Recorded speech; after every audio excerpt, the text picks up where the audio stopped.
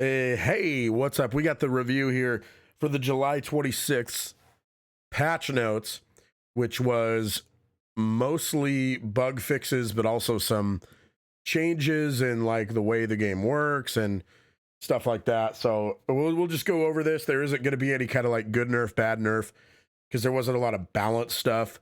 It was just a lot of bug fixes, like I mentioned. So I'll just go over this and talk about how I feel about each new thing that was added in this patch. First is a new feature. Parties are now maintained between games. No need to re-invite your friends to each match. Obviously, an amazing feature to have. I don't want to be a party pooper. I at this point, I think it's probably too little too late. I don't know. We'll go more into like the health of this game and its future and whether or not it's going to survive in probably a different video, but this is an essential feature that probably should have been in there from the very beginning. I'm a solo queue guy, but the reason I'm a solo queue guy is because most of my friends that played this game when the game first came out got really, really annoyed by the fact that they couldn't stay at a party and we had to re-invite after every match. That was one of many things that turned them off from the game. And now it's too late because now they're all gone and they're not coming back to the game. So, it's good that they added it, but it's probably a little too late. Stability. We've made changes to our region servers to allow both West and East Coast players to join matches together. This will help with the long queue times some players have been experiencing.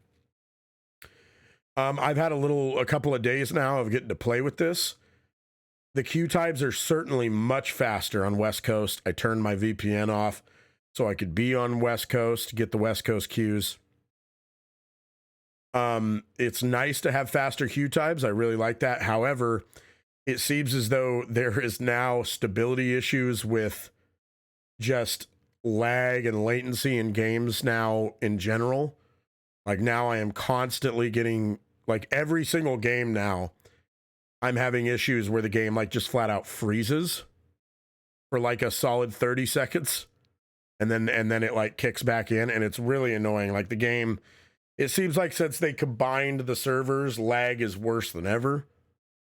And my hope is that this is just a Band-Aid fix until they could truly figure out what was wrong with the West Coast and get an actual like patch that fixes the servers and makes, everything play smoothly and fixes queue times. Obviously, and I'm not even talking about like latency in terms of, oh, I'm a West Coast player who got onto an East Coast server, so now things are a little laggy. That's normal. That's to be expected. I've experienced that playing on a VPN. I know what it looks like. That's not what I'm talking about here. I'm talking about like horrendous lag spikes that regularly happen in matches. And I don't know if it's just me, but it seems to be happening a lot to me now after this happened. So hopefully that gets worked out in the next patch. Several fixes for vaulting fences and their animations. In my practice playing, I haven't really noticed this. I'm not sure what the problem was here. So it's good. It's a good fix, I guess. I haven't really noticed anything. Fixed a bug where roads would disappear. I think that is probably most likely referring to the frying pan tunnel bug, which was kind of funny. It was game ruining, which was terrible, but it was a bug that caused the road to essentially just disappear and it wouldn't render in properly, and then you'd fall right through the map and that would be the end of the match. So I'm glad that got fixed, especially before they eventually change it to where you could get all the maps equally, and we start seeing that map more often. It wasn't as big of a deal when Castle Kandar was so prevalent. Pings placed on the map while sitting in the car are now displayed in the world. This was one that happened very rarely, but was super annoying when it did happen. So I'm glad this got fixed. Like, I didn't even realize that's what was causing it. I just knew that sometimes randomly I'd put a marker down and be ready to go to that objective, and where I marked and be like, where is it? I can't even see it in the world.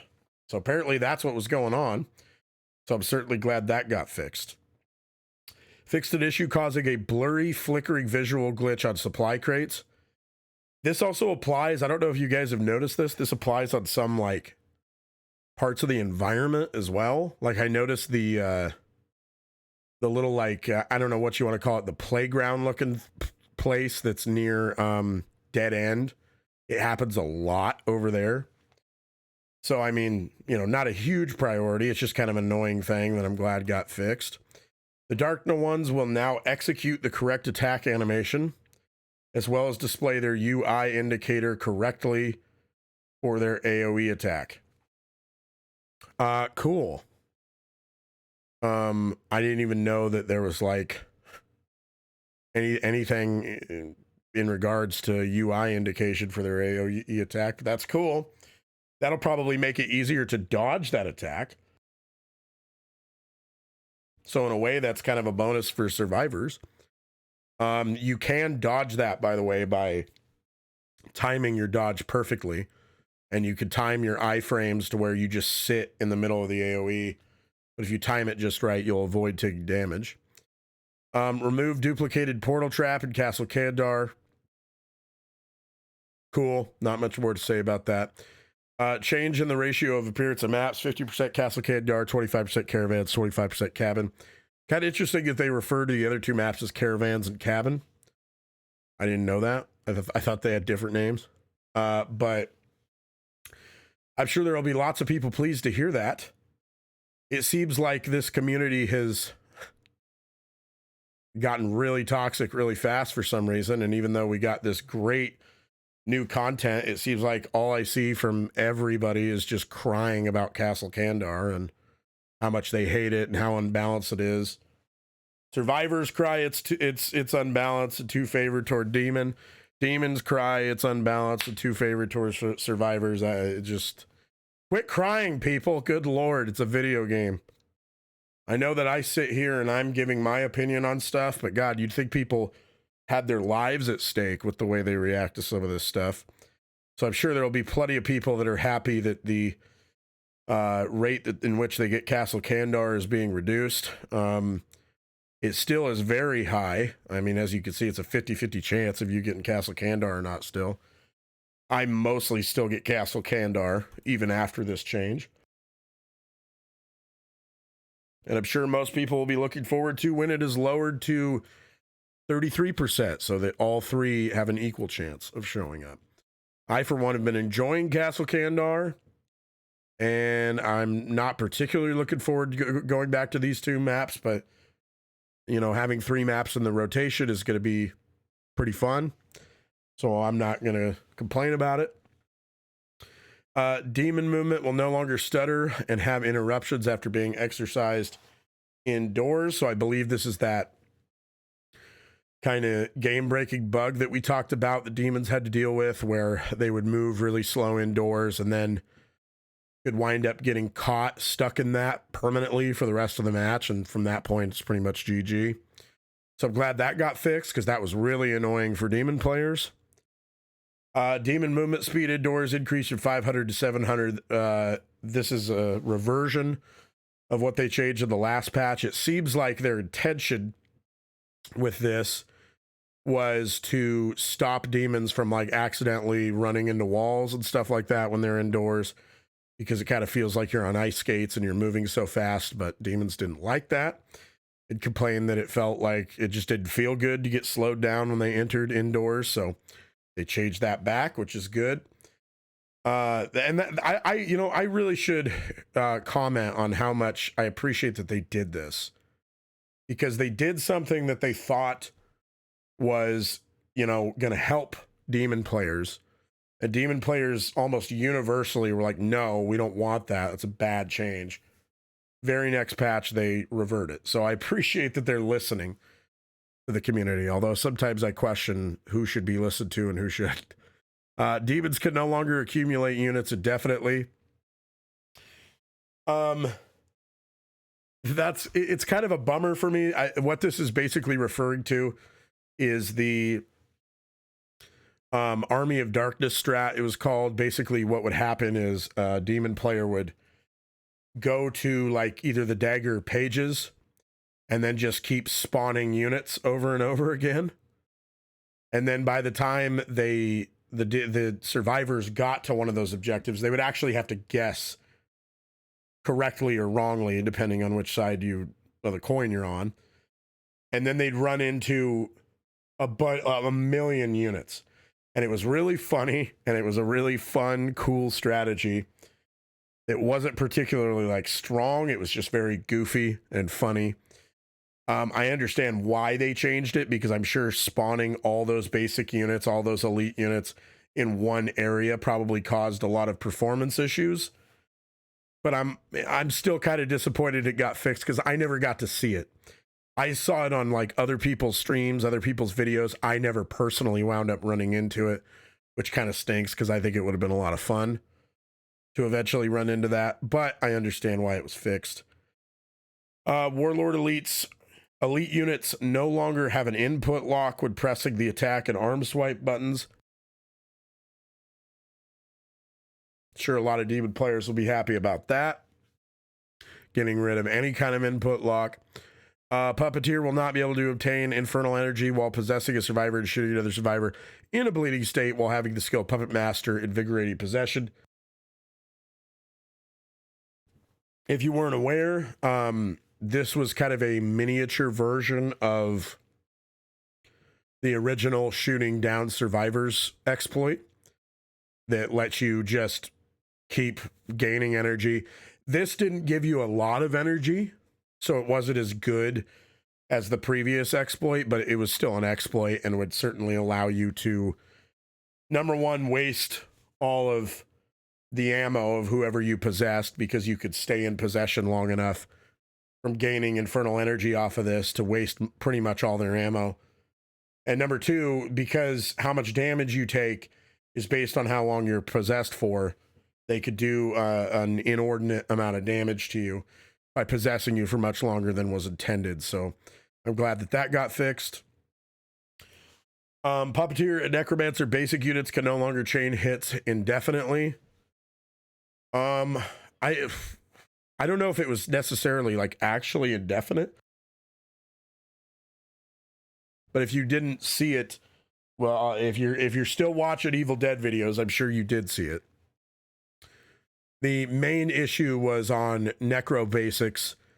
There was a, I believe, light, heavy combo. Somebody could correct me if I'm wrong, but there was a combination that basically allowed them to just keep swinging and never have to wait and cool down. So they could just swing for what I believe was 14 hits. So basically there was no dodging it, and if you didn't have somebody there to break their balance bar or kill them, you were just dead. It was over. So I'm glad that that got fixed, because that's super annoying to go against. Demons will no longer be forced to spectate a survivor. Hey, that's a good thing. I'm sure demons don't want to watch my terrible gameplay, be forced to watch it. Deadites will no longer spawn from portals before said portal has fully opened. That's an interesting one. I imagine that's probably a net like nerf for demons, because there's times where, like, especially if you're trying to destroy the book, maybe you want to get units out as fast as you can, possess even faster, and maybe that'll afford you extra hits. So that's kind of interesting. I haven't surprisingly, I haven't heard too many demons like talk about that. That seems like something that would upset people. Demons are no longer able to use the active ability of the possessed survivor. God. I am so glad that this is fixed. I only ever had one person do it against me, and it was super annoying when they did. It is the most irritating thing. And can I just say how, like, disappointed I am, as an aside, at how, like, toxic both sides are to each other in terms of using exploits. Like, I see survivors who block the book with cars, and so then demons answer with using the active ability of people. So then demons answer with shooting down bodies. So then you know, survivors answer with another exploit. Like I'm so sick of this. Like, well, they're exploiting, so I'm gonna exploit. Like, oh man, I should make an entire video talking about how toxic the community of Evil Dead really is. I've never seen anything like it. I've never seen anything like it in any asymmetrical game I have ever played, and I've played pretty much all of them. It's kind of insane also how toxic I've seen even content creators get towards each other. I'm in the fortunate position of to where, as much as I love making videos about Evil Dead, I got other stuff going on in my life that takes priority over all this. So I don't take it quite as seriously as I've seen some other people, but I see, you know, I watch other content creators to try to get an idea of like, hey, you know, what metas or do they think work and stuff like that. And I see a ton of stuff of like, you know, content creators just flat out calling out another content creator and being like, I think that person sucks. They're trash. They cheat. They use exploits. I hate them. And it's just crazy to me, dude. I never even saw this in like Dead by Daylight. Like maybe this happened on like a lower level among like, you know, small content creators, but like I've never seen this happen on this scale as far as like the biggest content creators that still create content for Evil Dead. And this is a, you know, I'm going off on a tangent right now, but I just wanted to talk about it because it's like, that's why I saw so many demon players justifying doing this, because they were like, well, you know, survivors use X, Y, and Z exploits, so it's okay for me to use this. And it's just like, man, I wish we could get to the point where we're like, I try not to use any exploits because, you know, two wrongs don't make a right. You know what I'm saying? So be better to each other, people. I'm begging you, whether you're a streamer or just somebody who's watching this video and enjoys this game.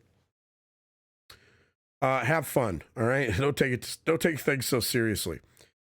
Demi-Eligos Thunderstruck attack will be canceled if Demi-Eligos is stunned and will not deal damage to survivors. This was something that I think has been well overdue. Super annoying that, you know, people could spawn Demi-Eligos and right in the middle of everybody activate their ability, and then it's like, oh, you got stunned immediately because you didn't spawn your unit in a very smart spot, but you're rewarded for it because then instead of canceling it like it should, it goes off anyway. I do think Demi-Eligos is going to need something else, though, because now Demi-Eligos doesn't have much now that got fixed. So hopefully Demi-Eligos gets buffed in other ways and maybe the next balance patch. Ooh, this is the big one. Possessed, demon, basic, and elite units can vault windows when sprinting toward them. We've talked a ton about what should be done about windows. Now, I have always been on the side of windows are not exploits and never have been. However, although I believe it was 100% intended for survivors to use them, they are too strong and need to be dealt with somehow. I think this is a pretty decent way of doing it. We talked about like, oh, well, maybe, you know, using a window should take stamina. Maybe you should only be able to do it so many times, like whatever it might be. This is a pretty decent change to try to fix this. I don't mind it at all. When I've used this in game and I've had demons like chasing me with a possessed unit, it's still pretty hard for them to catch up. It does make certain spots on the map not as strong. Like a single window can be not as strong. Like, say the window on the windmill in Castle Kandar. That's now not nearly as strong because of this.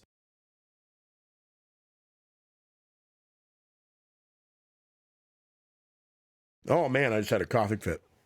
That's now not nearly as strong because if you vault that, you cannot get back around to vault it again before you'll run out of stamina. So the demon will catch you before you could vault it again. And if you vault it, because it's just the one window and it's only wide enough for one person to fit, the demon can vault it and then just stand there and body block you from vaulting back over. So certain spots of the game are now worse because of this, but it doesn't make vaulting windows like completely unviable.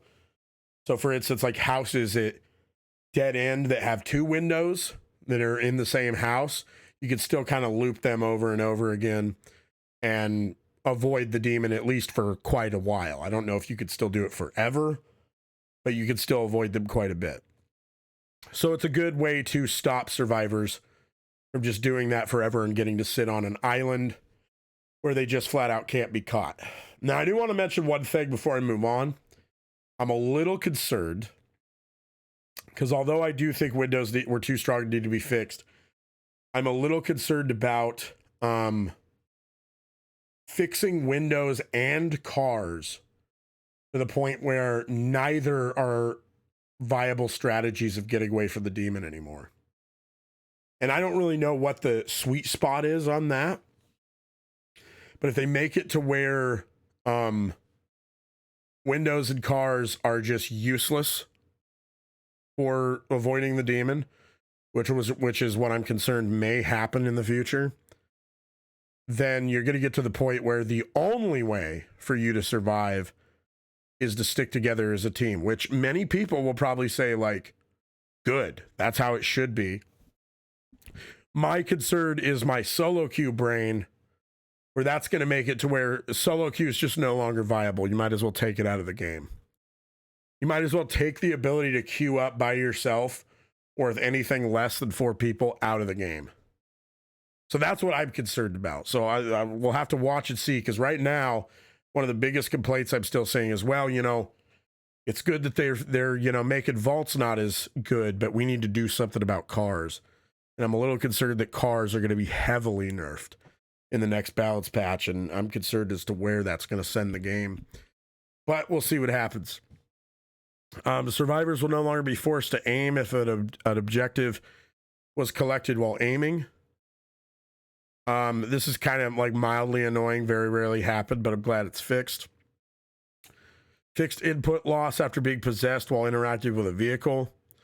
Another one that very, very rarely happened, but is annoying, and I'm glad is fixed. Survivors will no longer be resurrected and stay in the bleeding out animation. This was super annoying. I had it happen to me. It was also kind of interesting because, like, when it happened to me, I could still swing, and my character would, like, stand up for a second to swing, so I could still, like, attack. I could still get hit. But, like, normal swing animations would not hit me, so they'd have to, like, use an elite and use some sort of ground slam attack, or use a boss and do the same thing with, like, Henrietta. So it was a really weird bug, and I'm glad it's gone, because if this happened to you, it was basically game over for survivors, so I'm glad it's fixed. AI survivors will no longer stop interacting with players or vehicles during the Dark Ones battle.